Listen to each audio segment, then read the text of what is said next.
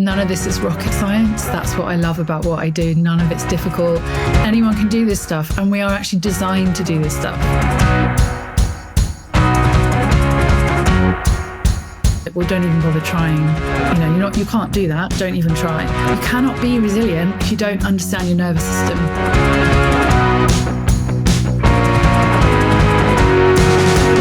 I was once called the most insubordinate trainee they'd ever had. Wow. This makes me sound like a lefty woke liberal snowflake. You can call me whatever you want. Recognise that to get the most out of people, you don't whip them.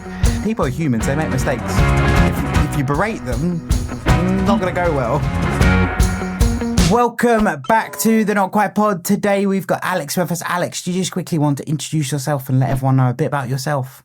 Hi, my name is Alex Pett and I am a resilience coach. So I basically help people to find ways to get through the tough times while nurturing themselves and also go on to thrive at life.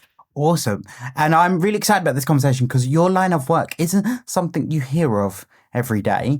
Well, not in the spaces I've moved in. It's not something we hear of very regularly.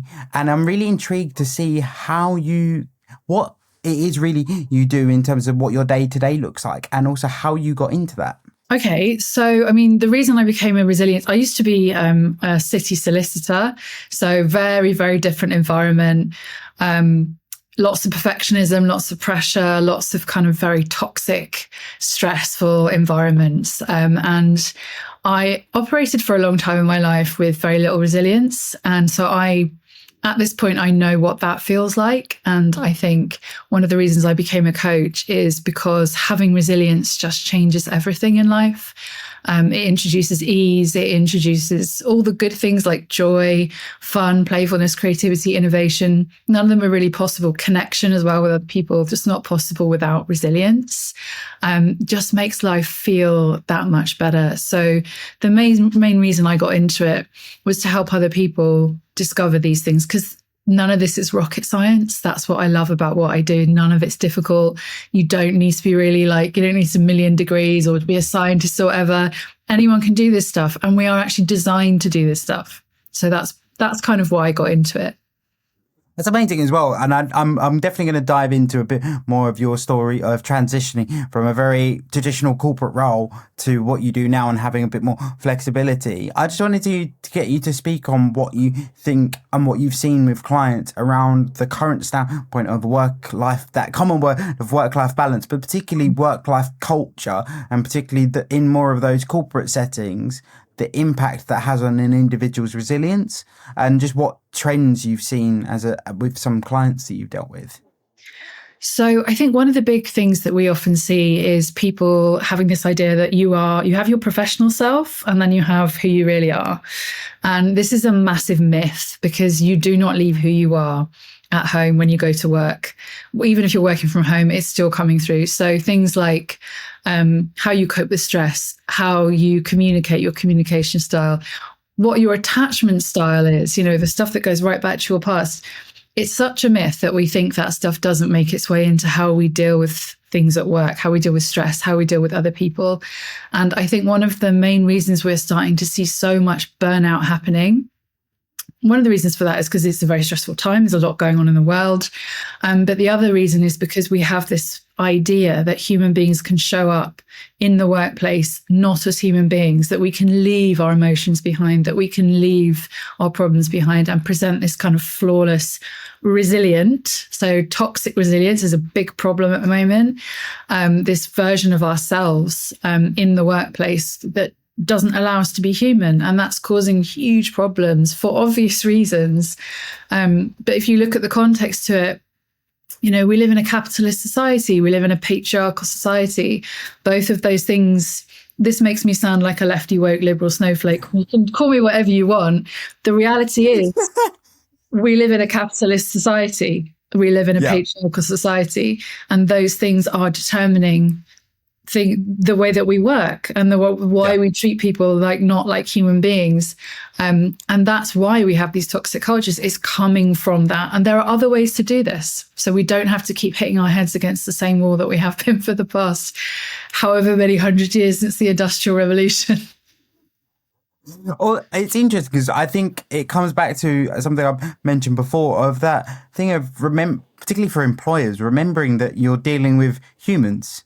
Like, they have their own stuff going on. Unfortunately, the sooner a company realizes that the people they employ, the job isn't their life, the better. Because as well, it's that whole thing of setting unrealistic expectations for both the company and the employee, because they're not going to be able to give absolutely everything every day. Because if you give 100% every single day, and you need a bit extra, you got nothing left to give. Like, that's how I always compare it to, coming from a gym background, I always compare it to going to the gym. If you go too hard too quickly, you're going to get injured. It's the same thought process. And it's so true that we don't seem to be moving away from that overworking culture and that, just keep pushing, just keep showing up. But then I also think, and I say this as a complete hypocrite, I think there's a problem when it comes to everyone's got side hustles. So 9 times out of 10, people have got their 9-to-5 jobs or their standard jobs, and then they're running something or trying to build something on the side. And then it leaves very little space to decompress. And that can be very tricky to navigate. And I would like to see people, but also employers, recognize that. Not the fact that everyone's got a side hustle, but also you need to give people time to decompress and just do something that they enjoy. And what if we moved to a way of working where we actually recognize that to get the most out of people, you don't whip them and tell them to work, 14 hours or whatever it is, or they'll be punished by losing their bonus, which is kind of the environment I used to be in. Instead, you kind of acknowledge that if you give people time to rest, whatever that looks like, to recharge, or if you give them a bit more freedom to work differently, or if you take a more collaborative approach instead of creating a culture that's based on fear or where no one is allowed to fail, then actually maybe people do perform better. Maybe they just naturally perform better. As human beings, just because of the way we're wired, we tend to perform better if we feel safe, if we're in an environment where we feel included, if we are actually allowed to be ourselves. That is our greatest superpower as a human being. And you say that, I've said that in corporate boardrooms, and people are like, and I just kind of want to shake them, because I'm like, the reason your employees aren't engaged, the reason your attrition rates are so high, the reason that you're losing so much of your margins to stress. People take days off when they're stressed, when they're unhappy. There's actually a tangible financial cost to this. It's because companies don't allow people to be themselves or play to these human strengths. We're just kind of trying to get everyone to be the same and to hit these same levels of some falsely defined standard. It's just so blind, and we keep doing it. Not everyone. Lots of companies are starting to shift to different forms of management and different styles, but a lot aren't, and they're just wondering why things aren't changing. Yeah, and you're so true. I think when you talk of management, I think you're completely right, because it struck a chord with me, because the managers that I've had that I've performed the best under are, I don't know, it's not the right word to use, but I don't know a better word, are the ones that I wasn't overly intimidated by. Yeah. I never felt like I couldn't go to them and go, I've got a problem. Or my other favourite, which I always say to people, don't hide it because then it'll get worse, is I've made a boo-boo and I need your help to fix it. and I think that's a culture that we need to develop as well, of being comfortable around your team members, your senior team members, to be able to go, look, and also recognising that thing that I always bang on about, if people are humans, they make mistakes. If you berate them, not going to go well. Well, failure is essential, isn't it? It's if you think about all the people, the example that always gets wheeled out, I think, is Steve Jobs and people like that. They failed so many times before they succeeded, because failure is essential for success. But it's how you deal with the failure that counts. So, if you fail and you criticize yourself, you're hard on yourself, you will go into a place of shame. And because of how your nervous system functions, your brain then isn't operating properly. You cannot think clearly. You feel overwhelmed. You can't get yourself out of it. If you've got a manager doing that to you, they're humiliating you. They're kind of making you feel like you've done something which is says something about you as a human being, the same thing's going to happen. No one progresses, nobody learns, and that's the problem with these hierarchical structures where, and this is a patriarchal thing, whether people like it or not, coming from this idea of how you have to have a hierarchy in the company in order to succeed and to make people kind of do better. Actually, flat structures tend to work a lot more effectively, but that means the people in power giving up their power. So it's also bringing them down to bringing them into the conversation, because what you see in a lot of companies is the top of the tree has no idea what the bottom of the tree is doing. But then I do think there's elements of hierarchy that works into sort of a clear chain of command. If you're dealing with something like, I don't know, a client's complaining and you don't know where to go next, having that hierarchy works in your favor. But I completely agree of that. What I like to call it's like the boys club, when there's a boys club at the top where only certain people get let in, and other than that, you don't know what conversations happen behind closed doors. That's what we need to get rid of. I agree, because it's never sort of merit based. It tends to be based on whether you fit in with the people who are already there, and obviously that's massively problematic, not just for diversity and inclusion, but for success, for progress, for innovation. Nothing innovative comes from groups where everyone's the same.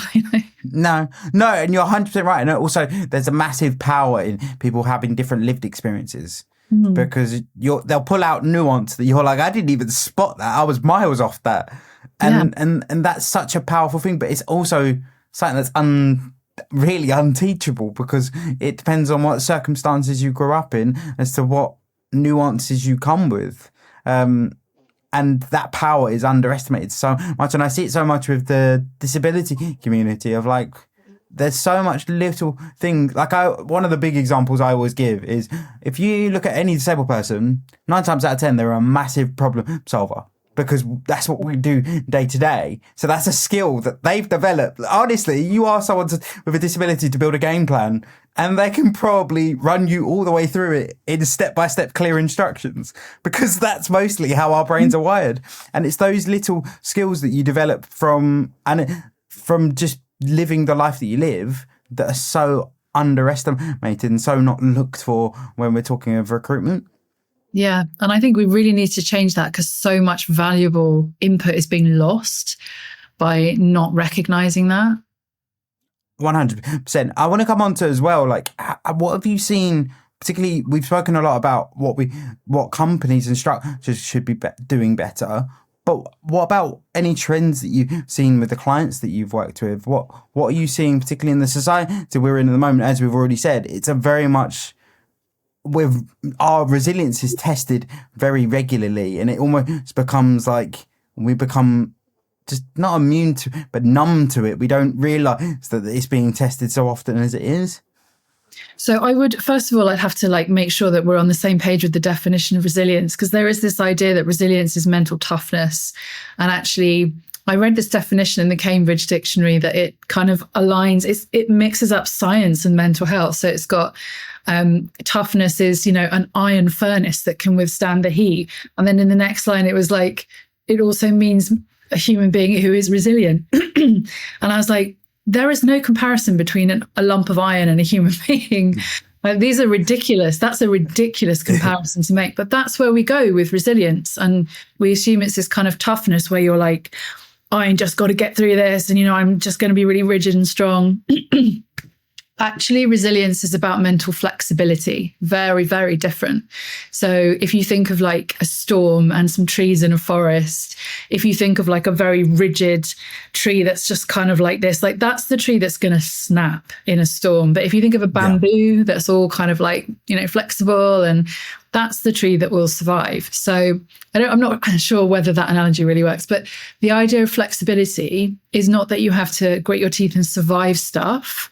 It's that actually when bad things are happening to you, you can keep nurturing yourself, you can adapt, you can be flexible, you can bounce back in a way that doesn't leave you so completely depleted at the end of it that you cannot function at all, and that, then you've got to build yourself back up. So resilience isn't just about survival.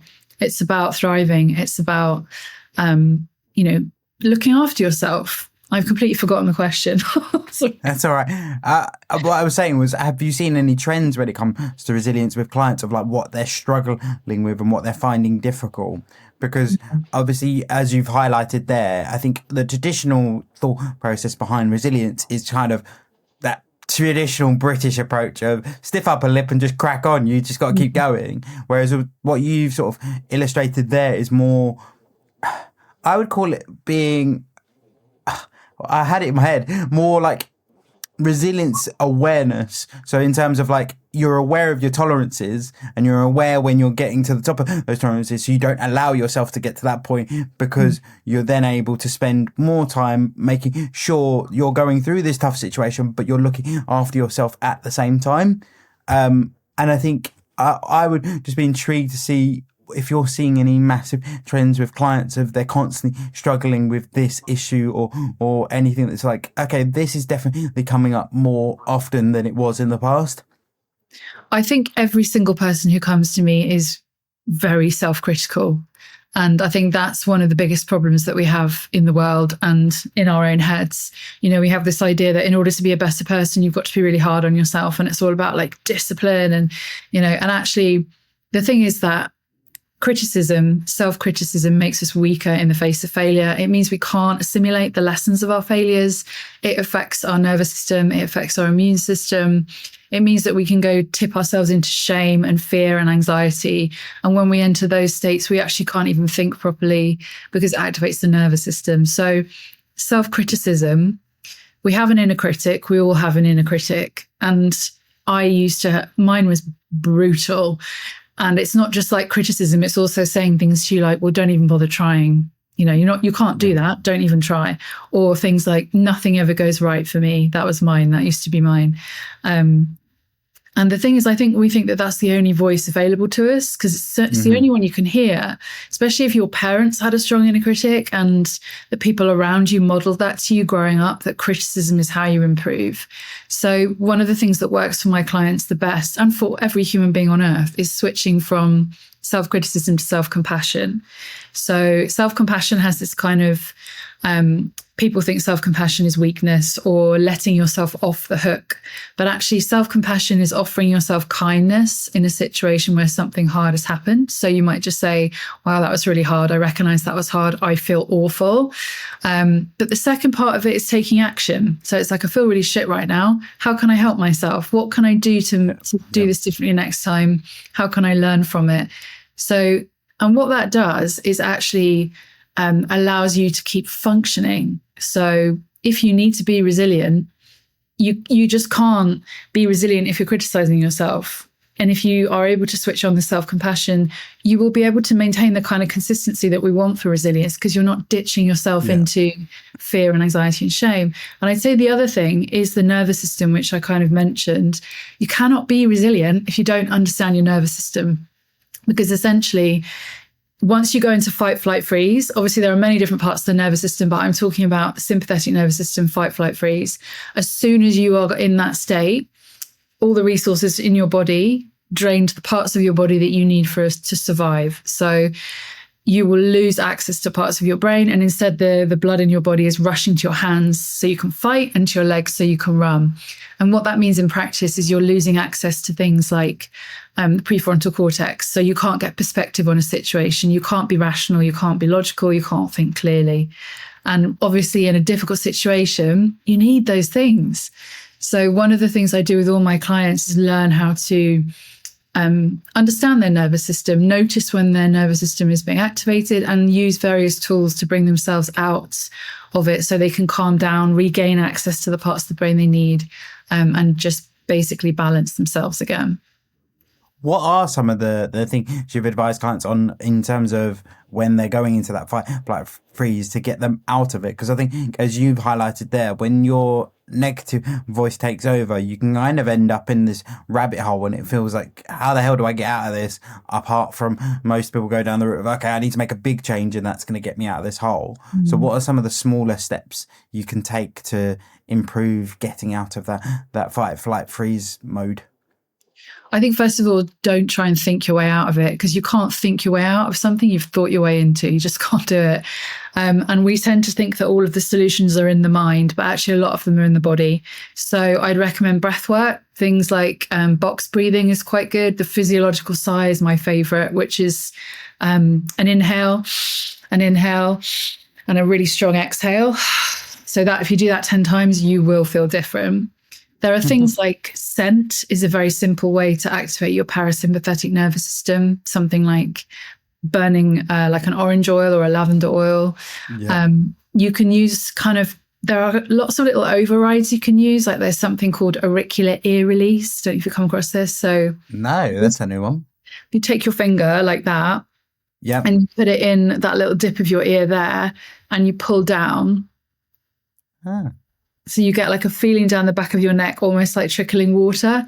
That will turn on your parasympathetic nervous system. And there are loads of little things like that. Wow. Anything to do with the ears is good to activate the vagus nerve.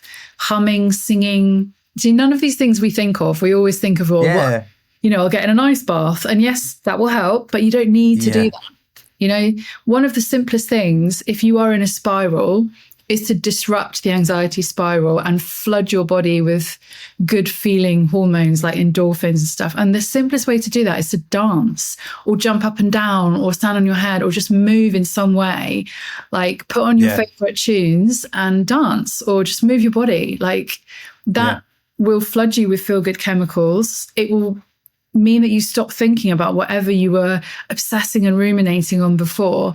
And it's one of the simplest ways that no one really, you don't really think, well, I'll just dance my way out of the situation. Do you know what I mean? Yeah. I mean, I think what you've highlighted there is a lot of the time we get too caught up in our adult head of like, I'm not going to do that thing because it feels ridiculous.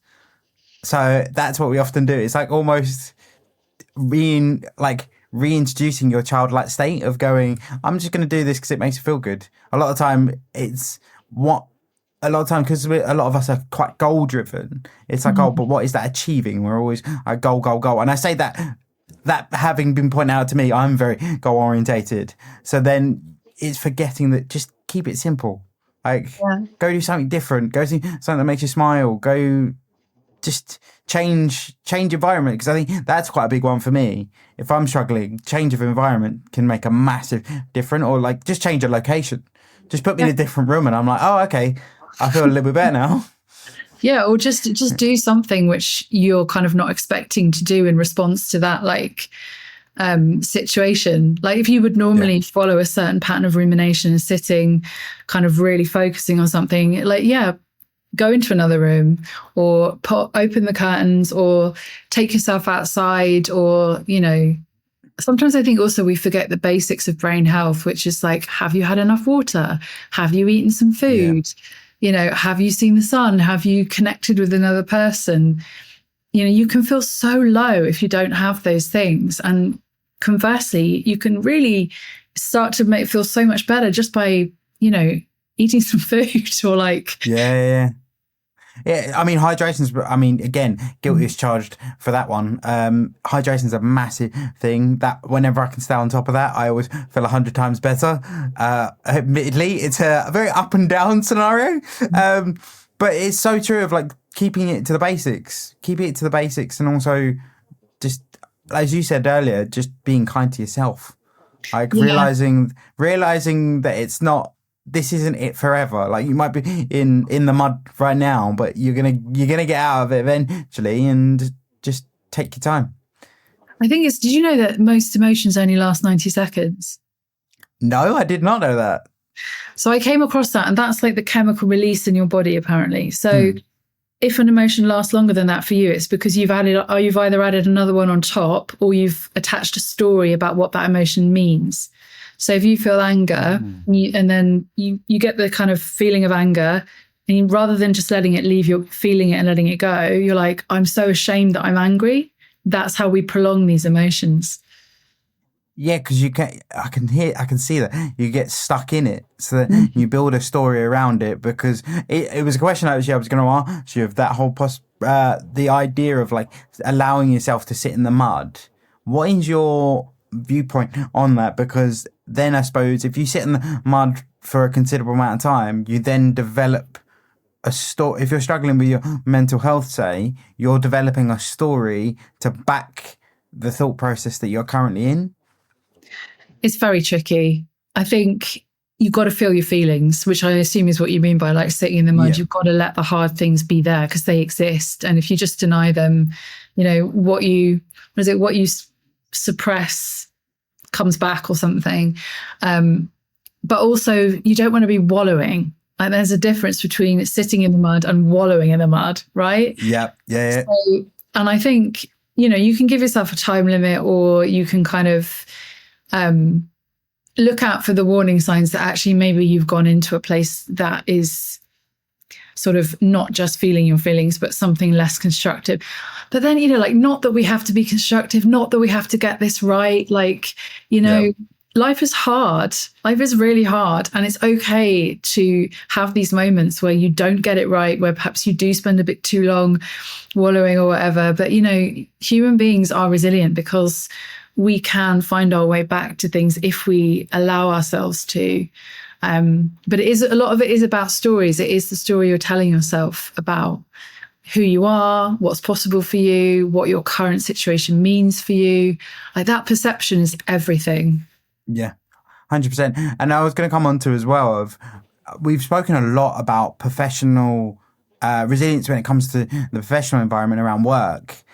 What about when it comes to more personal situations? Like, do you see that the majority of your clients are coming to you for work-related resilience difficulties in terms of they're struggling with their resilience in their work specifically, or is it much more widespread? Because I think as a sort of impulse reaction for myself, I would imagine a lot of it comes from work because we spend so much time there. And also, like we said earlier, there's a lot of toxicity around certain work environments. Yeah. I don't think you can separate the two. I would say that, like you said, because of the toxicity of some work environments and the pressure that work creates, that's where you might notice a lack of resilience. But I think all it's really doing is reflecting a lack of resilience that you have. So it's not kind of only you. If you don't have resilience at work, you're probably not going to have resilience at home, because it means you don't have the tools to apply it in a work situation. Do you find that a lot of your clients do come to you for work-related issues, though? Obviously, they spread into, naturally, they're going to spread into life because you go home and you ruminate on it and then you start again, and that's kind of the cycle you find yourself in. But do you think a lot of it is surrounding work for your clients? Yes. I mean, a lot of people come to me looking to make a decision about something, or I've coached sort of CEOs, managers, leaders who don't understand why they can't seem to manage people well, or their company has sent them to me and said, can you try and help them improve their leadership style, their management style, that kind of thing. A lot of people come sort of because they don't really understand who they are, but that probably isn't the question they would originally come with. But it is what it ends up being. And, you know, that can manifest as, I don't like my job and I don't know why. I can't seem to cope with stress and I don't know why. Or I just feel directionless, you know, uninspired, all of that kind of thing. And I'm not really sure why. I'm going to ask a really I'm going to try and build two scenarios, right? And I'm going to ask them to see what the differences are. So I would imagine you've worked with clients where they're in a job, they're really struggling, and they're possibly thinking of either quitting, or they're worried that their job's at a point where they might lose their job.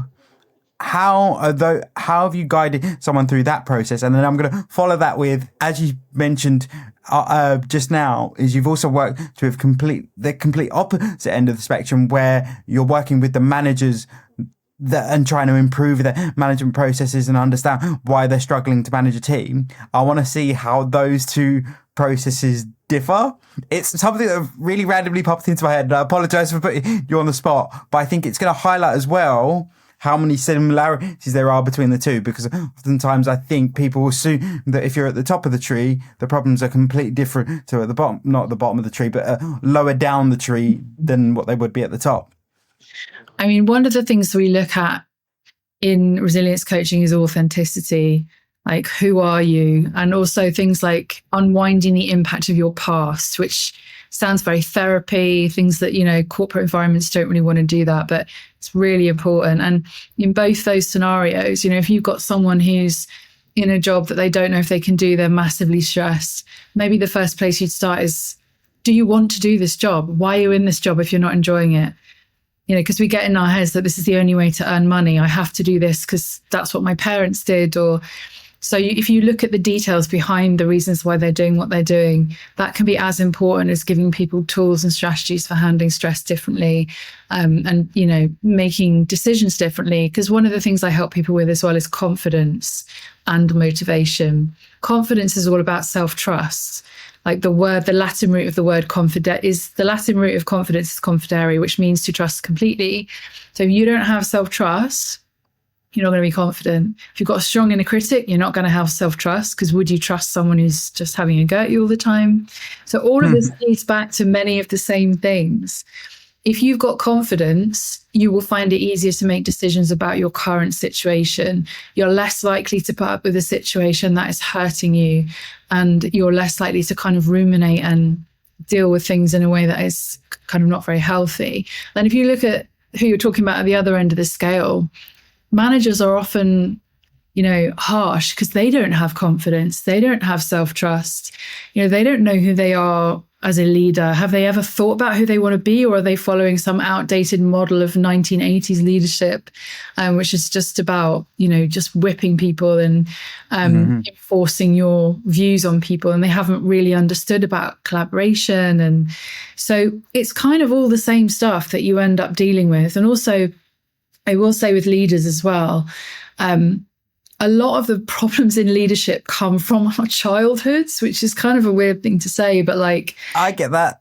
If you've got a micromanager, that's insecurity. That's come from childhood. If you've got a bullying leader or someone who can't communicate, all of that's been learned in childhood. It's so true. It's also what I always say is I really wish organisations, like we said about having more of a flat organisation, I really wish organisations would just understand that both sides of the table they're humans, and the quicker we realise that, the better the communication becomes, because every business problem, I've now realised from speaking to so many different people, all comes from poor communication. If we could nail that one thing down, everything would fall into place. It's not that hard either. You're so right. But like when you talk about communication, you're not just talking about the words people use, you're then also talking about the thoughts they've had beforehand. And then when you think about that, you're also talking about ego, and you're talking about limiting beliefs. And then you're also talking about the inner critic again, because that influences how we talk to other people. So it's all very circular. And I wanted to come on to a point, because I think a lot of people, when we talk about the mental health surrounding work, they have that, like you said, what's keeping you at the job? And then their answer to that question is often, but I need the money. Or I've got no other, I think you said, I've got no other way of earning money. How do you bridge that conversation with clients? Like, how do you guide them around to maybe changing their perspective to help them in the long run? As opposed to getting caught in the here and now? So first of all, there are obviously, you cannot approach this stuff without acknowledging real inequalities, real challenges that people have, and advantages that other people have. So that's the context. But I'd also say that for a lot of us, the problem isn't that, it's what's in our heads. And I think this often comes down to money stories. So I don't know if you've come across this. It's essentially limiting beliefs around money that we're just not aware of. So they're the things that your parents have passed on to you, basically. So, for example, when I was a lawyer, I think I had a money story around, hard work gets results. You can only earn a lot of money from working yourself to the bone, so there's a price to pay for money. Basically, that was the thing, and something you enjoy, you're never going to earn much money from. That's not a job, that's a hobby. Yep. That's a lot of people Yep. feel Yep. like that. And Yep. at the start of my coaching career, I've got podcasts, I've written books, I'm a coach. At the start of this career, I was like, why are people paying me for this? I enjoy it. Like, I don't understand how this can possibly work. But actually, when you enjoy something, it's probably the thing that you're really good at. So you are most likely to make the most money from what you're good at, and it will feel easy. How is that not a win-win? Yeah. Completely right. And to give a real world example, part of my story is very much, particularly working in social media, having parents that don't quite understand it. They go, wait, hold on. How does that all work? And because of that, you're like, oh, like you have this image of, am I just titting about? Like that's a voice that's constantly in my head. Am I just titting about? Like, is this a real thing? But then that comes from my parents because they don't understand. Like, it's not their world. They don't understand it. But it's so. Now you put it out. It's so true. It is very much like the story around how you grew up. But it's not about blaming your parents. Just to be really clear. No. Because like they've done the best they can with what they had at the time. It's about separating from your parents. And this is also a lot of work I do with authenticity. It's like, do you actually believe these things that you're telling yourself? Like, are you just repeating things to yourself? Because I think 95%, that's the start of our thoughts are repeated from the day before. So we're just recycling shit every single day. And if you are recycling the shit that your parents gave you that you don't actually believe in, you are trapped. Yeah. You are stuck. Yeah. Yeah, I hear that. As a very obsessive's the wrong word. I am quite like I get quite fixated. So things like that I can completely relate to. Of like one sentence constantly binging around in your head just because it's playing on your mind. And it is. You sit there and go, why am I still thinking about this? This was yesterday's news. Why am I still going on about it? And it's really tricky as well because I think so much of it is around what you said of like that self-talk of just listening to that voice rather than, I think it was my partner that started talking to me about following your instinct more. Yeah. And what is your gut telling you and what do you feel is right? But then I think for me personally, it's that whole thing of my instinct will tell me one thing, but then my logic brain will go, yeah, but this might happen, and then this might happen, and this might happen. So that's the Ferris wheel I think a lot of people go into, but I'm also very much part of that. So if I could make a suggestion, I would say that's not your logic brain. I would say that's your analytical mind, which is where the inner critic lives and where your catastrophizing lives. And so it's not a good idea to let that control, because what ifs, those statements you mentioned, they are usually just intrusive thoughts. So we do tend to think that we're kind of going through this logical process of analysing stuff. I don't want to put you on the spot here. No, honestly, I appreciate this because so it shows as well, and I've always been about this, is I show that I'm not infallible, and I'm not interviewing people going, oh, I never struggle with our stuff. So I like showcasing that. No, I'm right there with anyone listening to this going, hang on.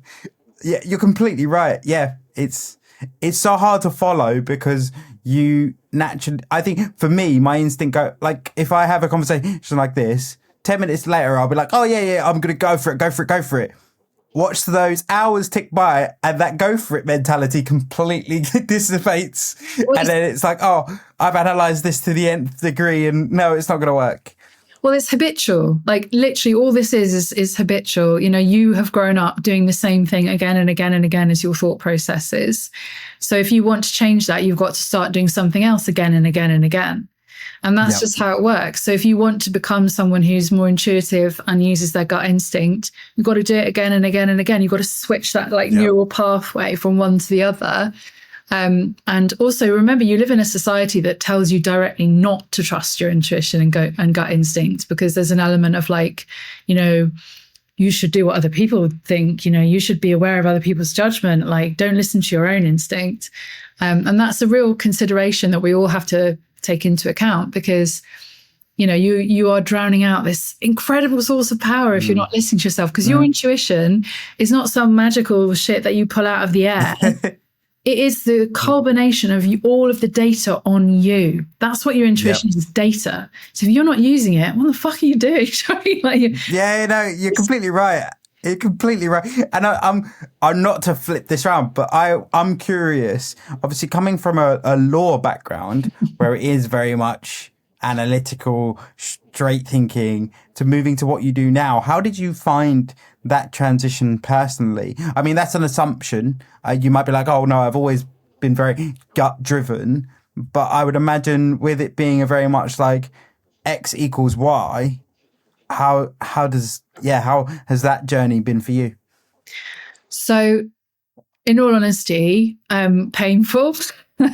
Because I think when I was a lawyer, I was always coming up against my gut instinct, and I was just like, this doesn't feel right. It's just, and then I would express that, and I would be told to get back in my box, basically. I was once called the most insubordinate trainee they'd ever had, and I can't remember what I deserved that.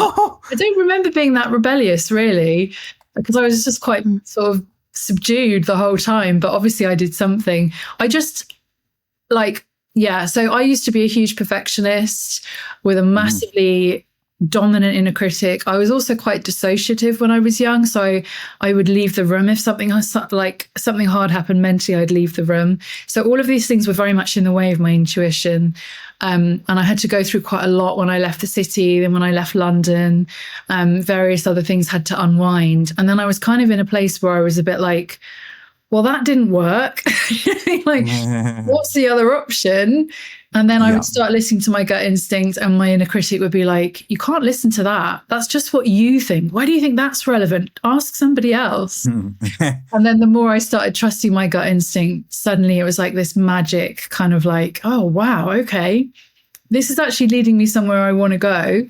This actually makes sense of my life. And I just feel so at ease with things. So it was quite a hard transition to make. It's hard for everybody, but I use the word magic. It's not really magic. It's just using the power of your own brain to its optimum potential as far as humans can by using your gut instinct. But I completely agree with the fact that you were like, a lot of the time I think in corporate spaces you come up against, you want to follow your instinct, but you've got that almost mentality of get back in line or get back in your box. And I think that's what's the biggest problem is that we've mentioned it loads. We spend so much time at work and we want to build that skill. And one of the prime opportunities to build that skill would be at work. But because of the way we view it, we can't. And it's so hard. And I know there's organizations out there that do allow employees to follow their instinct and that's where you see growth. But I can hear friends and family going, there's not a chance in hell I'd be able to follow my instincts at work. Yeah, it's tough. And I suppose because we're already in these corporate structures where instinct is not encouraged, it would be hard for companies to adapt. But, like before the pandemic, we said that things weren't possible. Like, it's absolutely not possible for everyone to work from home. And then we did it. So I think change is possible, but there is a lot of resistance from the people who benefit from the status quo. 100%. And it's that whole thing of people don't like change. And again, guilt is charged. So I don't, but then also sometimes change is necessary. And also that's where something different happens. And you're a prime example of that. You changed careers completely. Yeah, and it was hard and it was painful, but it was worth it. And I think when you get that instinct inside of you, even if it's quite sort of muted that something's got to change, you have to listen to it. That's your instinct. That's like, this isn't working, this isn't right. What would you say to someone that's maybe having that battle of I need to follow my instinct, but they're also wanting to, it's very much like impulsive and they want a result now. And I know that you're probably not going to be able to go, oh, just do this and then you'll get that result now. But for some individuals that struggle with that whole, okay, I've made the decision that I need to make a change and I want that change now or yesterday. How do you manage that impulse with clients? I'd say look at what's behind it. And usually what's behind it is anxiety. Like if you can't bear the status quo, it probably is because it's creating something in you which you're really struggling with, whether it's like a physical burnout or a constant kind of anxiety. So I'd say look at that, look a little bit deeper, and then put some things in place to help manage that while you take the other steps you need to take. Sometimes you do just need to quit immediately and leave and do something different. And if that's what's driving you, then trust it. But most of the time we don't need to solve the problem right now. it just comes back to how can you make yourself feel safe? If you make yourself feel physiologically, psychologically safe, you might find that your perspective on that shifts, and actually you can take a little bit more time with it. You don't have to rush into it. So it's really important to distinguish between instinct and fear, because they are not the same.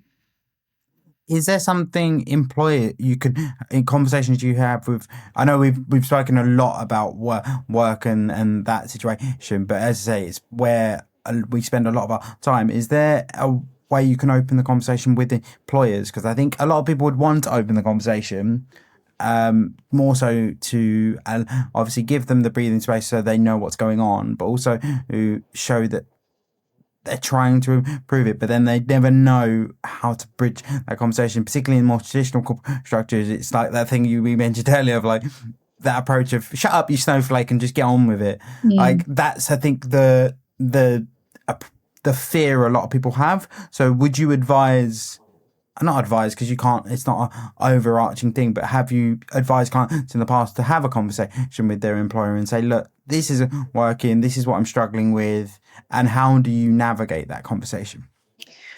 I think conversations like that, we often make a lot of assumptions about how they're going to go before they actually happened. And none of us are psychic, so we don't actually know how a conversation is going to go. And it's fine to be anxious about something based on events that may have happened in the past, but at this moment in time, you don't know how a future event's going to happen. Nobody does. So first of all, it's taking away your assumptions. Like, what do you know to be true and what is an assumption? That's a really good question to ask, because that will help take the fear out of it for you.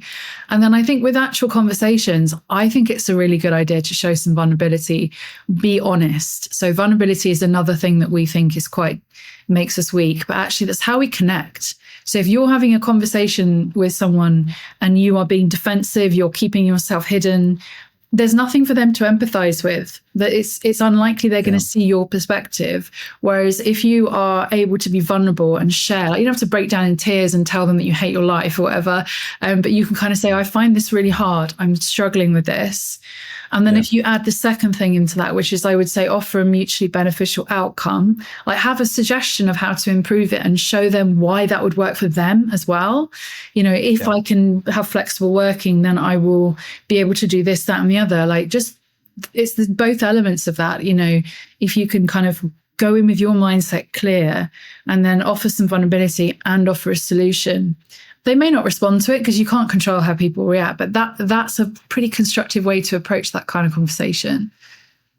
Oh, completely. And I think it is like we spoke about earlier, people just get too wrapped up in their own heads, but then also we're conditioned to believe that you can't have those conversations with managers and people like that, because it's like, oh no, because then, I don't know, my job might be in jeopardy, or it's a very common thing to have that thought process go through of like, oh, but what if it doesn't go well? What if it completely spirals? And again, all of these things I'm saying, you're probably going, yeah, but that is just your catastrophe brain going, what if this happens? What if this happens? What if the world implodes?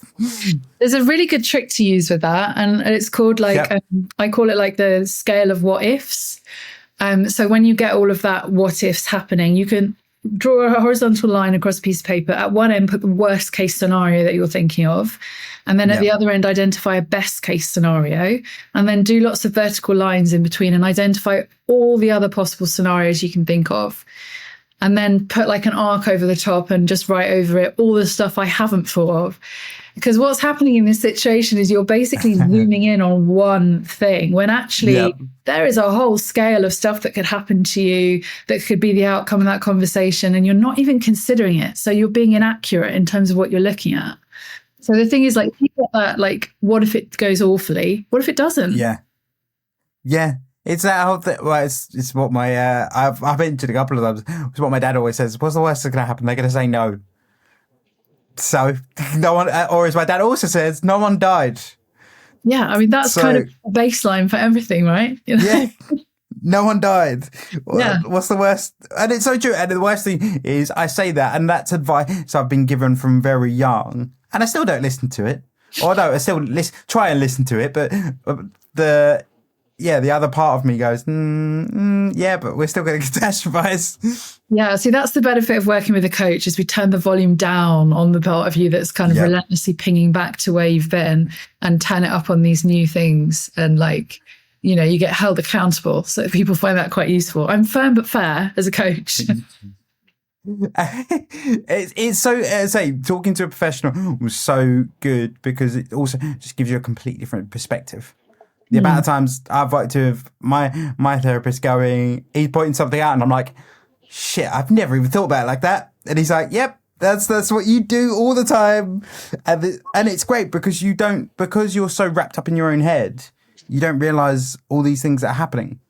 Yeah. And it's our job, like therapists, coaches, part of the job is to reflect back at someone what they're not seeing. You know, coaches need coaches too.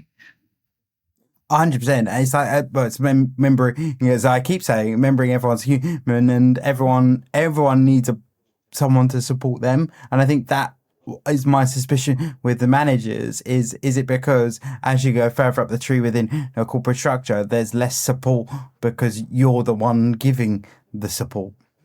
Yeah. And also I was on a panel recently and there was a woman there who's from an HR department and she was saying that HR people spend so much time helping others that they never take up the resources to help themselves.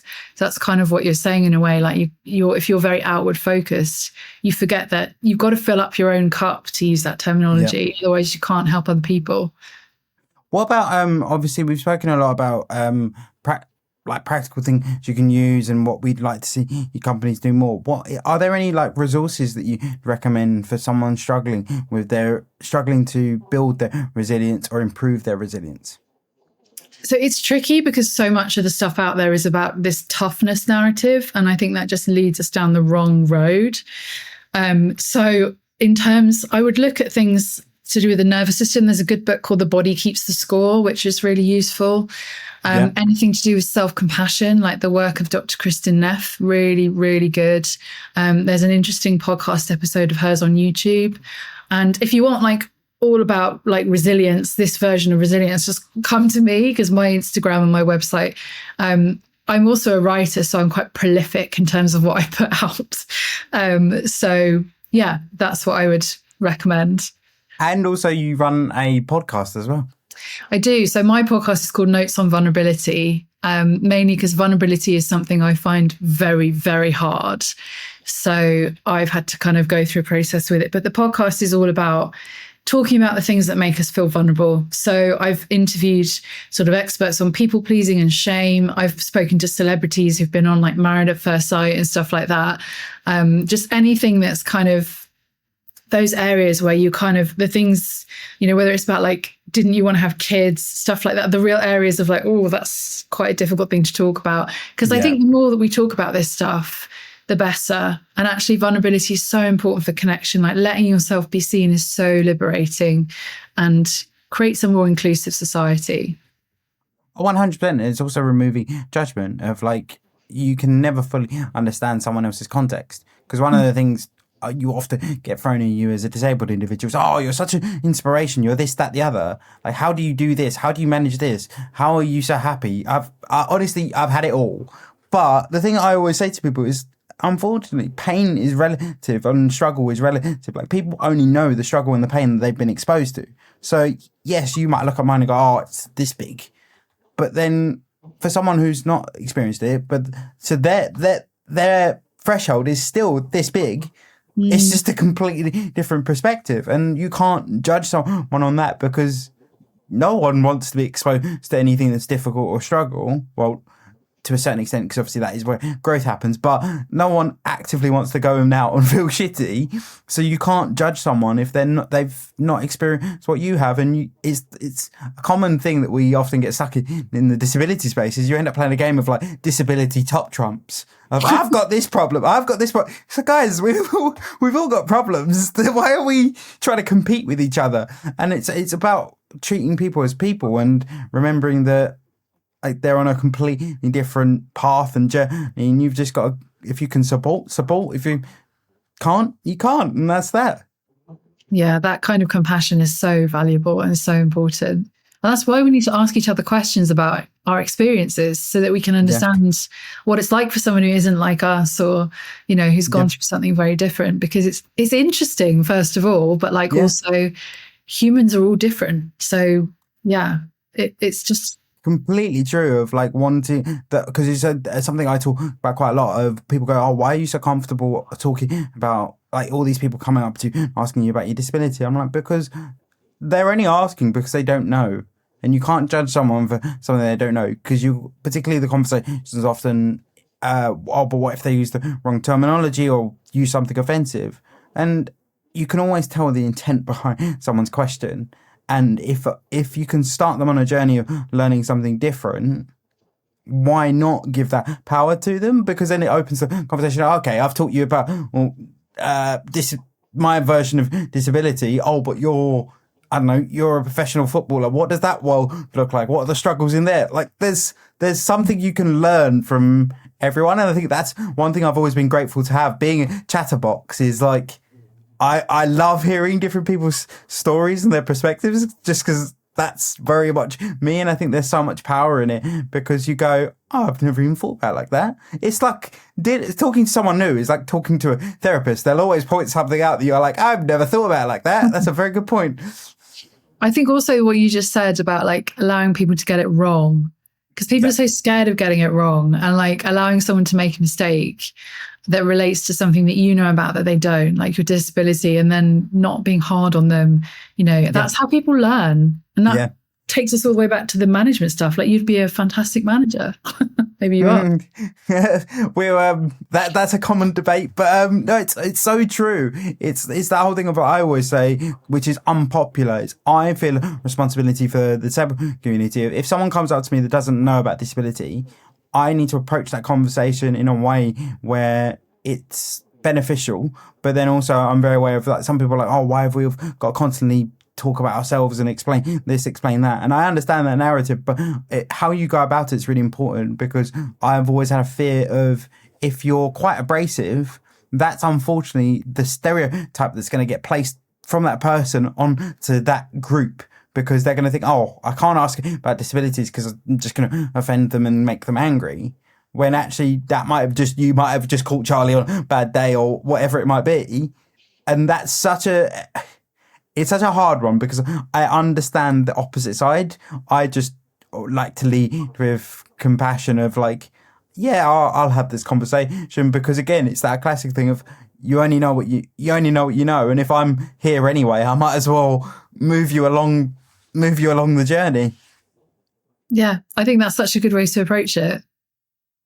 It's hard as well, because I think the more we can open, as we said earlier, the more we can open these channels of communication, the more we can learn, and the quicker we can learn. And it's just something I really would love to see in kids. Actually, no, they already do it. I say that they already do it because they're already inquisitive. They've got no filter. They'll just go with the flow. But I think with kids, it's allowing them to just be that one that asks questions, and it's not discouraged. And that would play a massive part in seeing kids develop their resilience. I mean, have you had any? What would you say on the topic of kids and resilience? I mean, naturally, kids are very resilient, but in terms of mentally, obviously, the conversations are a lot more around mental health, and particularly for little ones, that conversation getting bigger. What have you seen around resilience and young people and little ones? I guess kids are very resilient because they are just being themselves. So that's the kind of authenticity bit. They also tend to naturally regulate their own nervous systems. They have to learn how to regulate their emotions. But also, when they're very young, they don't really have an inner critic, and they don't really understand social conditioning. So at that point, they are the pure version of resilience almost, And then I think the problems come in when we start to get older, you start to experience shame around your body, or, all of the toxic stuff in society comes in. Maybe your parents are not modeling great behaviors to you. You've got the pressure of school and academic stuff. And, our school system isn't really set up to get the best out of people, let's be honest, Yeah. So, and then it doesn't really cater for people who aren't all the same. So it's I think resilience when for young people, and I've had a couple of my clients who are teachers say that they want me to go into their schools and help train the teachers so that they can deal better with kids. But I think it's all about letting kids be themselves, teaching them how to manage their nervous systems as they start to experience more stuff that triggers them. Teaching them how to understand and handle their own emotions. And then the mindset stuff. So steering them away from the inner critic and towards self-compassion, kindness to themselves, kindness to the people around them, like you've talked about, and getting into good habits. Like, don't spend the whole day in front of video games and expect to feel good at the end of it. You won't, go out and do something. And just learning, because a lot of this is just not having the basic understanding of what's going to make you feel good. And that's where we go off on the wrong path, whether it's with food or, alcohol or cigarettes or whatever it is. We don't often understand the full context of why it makes us feel so bad. So I think it's a really good idea just to educate kids on the basics of brain health, the basics of a good mindset, emotional regulation, nervous system flexibility, and being yourself, the value of being yourself for your whole life, never changing who you are for other people. And I think as well, for me, it would be that making sure that they know that you can change direction, because even as an adult now, changing direction feels very challenging. But then also it's that whole thing of, I think society conditions you for it, because, okay, when you're really young, you kind of get, not actually that's changed since I went to school, but you would get away with not being involved too much in exams and stuff like that. And that's where that constantly having to be the best, because then you can get the best jobs, you can get the best this. That's where that mindset starts developing, rather than, I would like to see kids focus on, or schools focus on, particularly as they get older, is a kid showing a particular strength in an area, develop that. If that's an area where they enjoy doing it, they're developing it very naturally, let them develop that area, because if you let them do that, they'll become an expert by the time they leave school. And they'll find a career that really works for them, rather than, I think a lot of the time we get caught in a thing of what's going to make me the most money, or this, that, the other, rather than, as you say, following your instincts. And I think that's something I'd like to see kids be given the benefit of the doubt of more, is if they enjoy something, if they enjoy video games, let them get really good at it, because there's loads of different directions work-wise you can go in with that. But then same goes for any other thing. If they're really good at cooking, let them develop that, rather than focusing on what they struggle with, while there is some merit to developing something you struggle with. But that also, I would imagine, develops that inner critic, because you're I'm shit at this, I can't do it. So then you're I'm not good at this, I'm not good at this, I'm not good at this, I'm only good at this. Why am I only good at that, but I'm rubbish at these 10 other things? And then that creates that voice, rather than letting them just get really good at one or two things that they really enjoy. I mean, I'm saying all of this is a very idealistic view, but it's something I'd like to see, because then it allows kids to be more creative with the career paths that they take as well. Yeah, and I think the key is what you just said, which is, what do they enjoy? Let them do what they enjoy. Why isn't life about doing what we enjoy?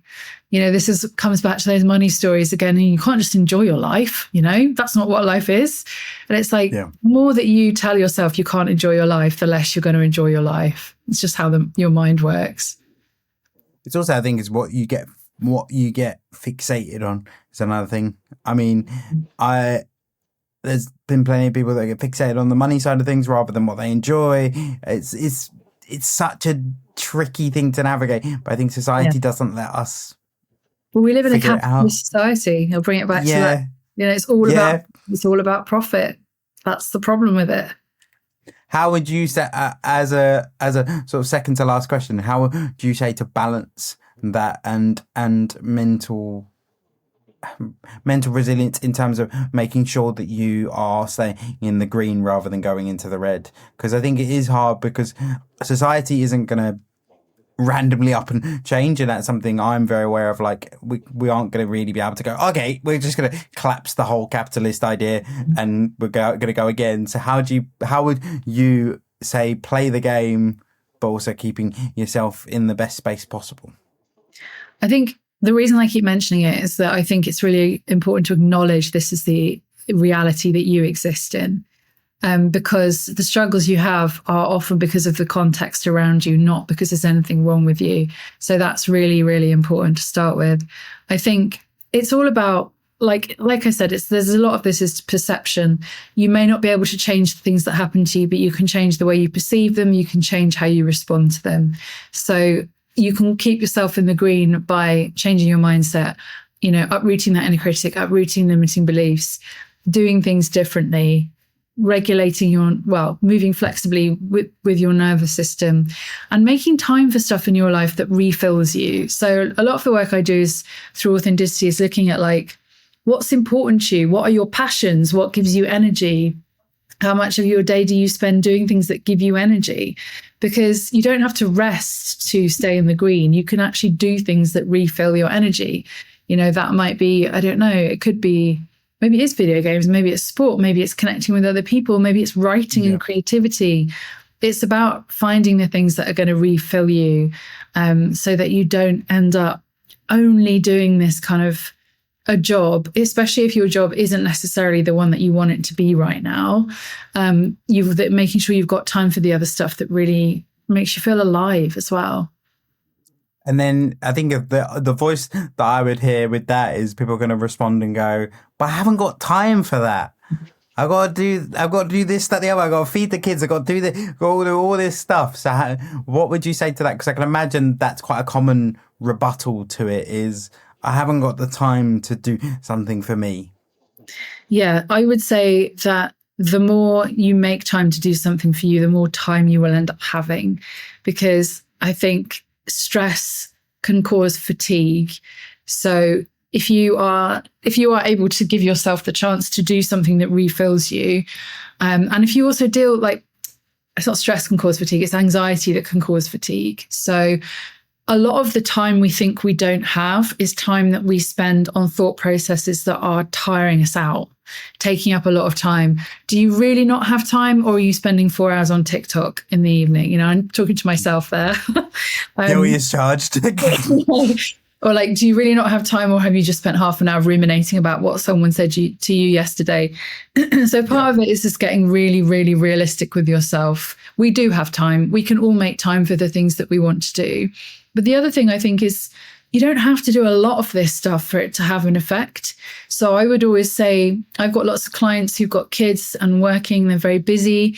And when I mention something like a morning ritual, they're like, well, I'm not freelance like you. I can't spend 4 hours in the morning. And I'm like, well, neither can I, because I start coaching at 7 because I've got clients in Europe. So take 15 minutes, start your day with, if you want to start like meditation, visualization, that kind of thing, do it for 2 minutes. It will have an impact. And if you do that every day, you'll build the habit, and then it will feel more effortless. You don't need to do big chunks of the stuff that fills you up. You just need to do a little bit so that it becomes habitual, and you prove to yourself you can fit it into your life. Once you start doing that, it kind of snowballs. It's so interesting because I link that to almost when people open the debate of I haven't got time to go to the gym, of it's that whole thing of it. I say you haven't got to do everything at once, and it's so true of just develop it slowly. It's that whole thing of if you keep. I always say, if you go to the gym twice a week for a year, the change you'll see is going to be massive, rather than going 3 times a week for 3 weeks. It's little. And I say this as someone, again, I very much get caught in that, I'm going to do it all. I'm going to be great. I'm going to just go for it and go all in. When actually that's really hard to sustain. Whereas, like you say, if you keep it small, it's a lot easier to manage. And also you can then also establish if it is working for you and you do really like it. If not, try something else. Yeah, small steps. And then lastly, which is a question I ask every guest, which is what's one piece of politically correctness that you really strongly agree with or disagree with? I can see Alex moving around in her chair, slightly nervous. Well, I think I mentioned it earlier. I think I hear wokeness is something I keep hearing people saying, we've all just got too woke. And I just think, what is wrong with you? Wokeness is literally just taking other people into account. Being compassionate, understanding other people's circumstances, not just thinking of the world through your own wants and needs. I think it's like if all you're thinking about is yourself, wokeness is probably going to seem like an absolute something really bad, because it means you've got to think about other people. But for me, wokeness is a really good thing. And I will own the fact that I am a woke lefty liberal snowflake. And, come at me if you don't like that, because I've also been a lawyer, and I also do boxing and various other things. So I'm not that kind of snowflake.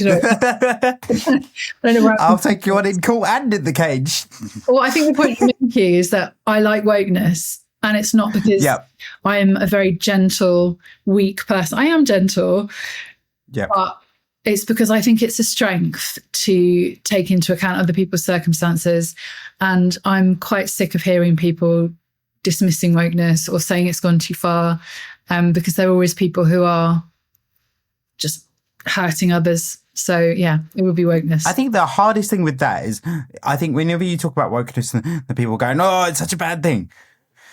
Whenever you speak to people, it's always because they're viewing it as this big extreme. It's like anything. If you take it to the extreme, yes, it is absolutely bonkers. You take anything to the extreme. So, but it's only because that's the lens that you're viewing it with. If you actually look at it for what it is, as you say, it's just leading with compassion and taking into consideration other people. But there is the far side of it that is a bit like, whoa, okay, now it's getting a bit OTT. See, where does it get OTT though? I think when it comes to wokeness, I think it's when a conversation, it's like when a conversation can't be had because not everyone's worried about how it's going to come across, how to phrase it, how to this, how to that. And that comes into our conversation we said earlier. That's also just comes into good communication, but it's also having that channel open to be able to have that conversation. Like when we talk about, if you play, I mean, I'm going to give an example and loads of other loads of nuance and different parts of this. But if you give an example of disability, a lot of the debate when it comes to disability and wokeness is that we're asking to use so many different terminologies for someone with a disability. While yes, there's so much power in that, that also then creates friction for someone who is coming into a conversation regarding disability because they're like, oh, do I call you a person with a disability? Do I call you a disabled person? Or do I just call you a person? What do I do? Like, it's not that hard to get that right. No, but I think when I think of, I mean, this is just my perspective on it. When I think wokeness, what worries me more so with it is being able to have the conversation around wokeness. I think that's more. I can't nail it down properly, but it's more. Can we have the conversation about it and take the different perspectives? Because that is wokeness in itself of, as I say, taking into consideration people's different perspectives, their different viewpoints. Whereas sometimes if wokeness is taken to the extreme, everyone's sitting there quiet because no one wants to say anything because they're not sure how it's going to come across to the other individual. And that's what I have concerns about. I feel like the people who have a problem with wokeness are the ones where when you say you'd like something to be different, they just tell you you're wrong. Oh yeah, that's just fear of, and I see it so much. That's just fear of change. It's I think someone called me darling the other day, like someone I didn't know, and I was just like, so I'm a fully grown woman with 2 degrees and 2 businesses. Why are you like objectifying me with the word darling? I didn't say all of that, but the resistance to that was, I was just trying to be nice.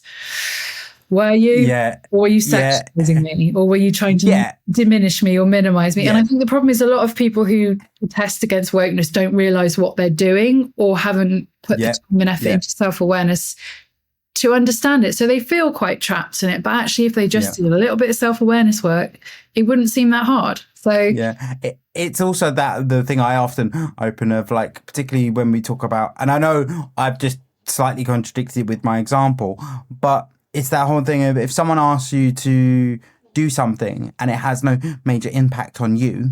So, for example, don't call me darling because I don't like it and it comes across in this way.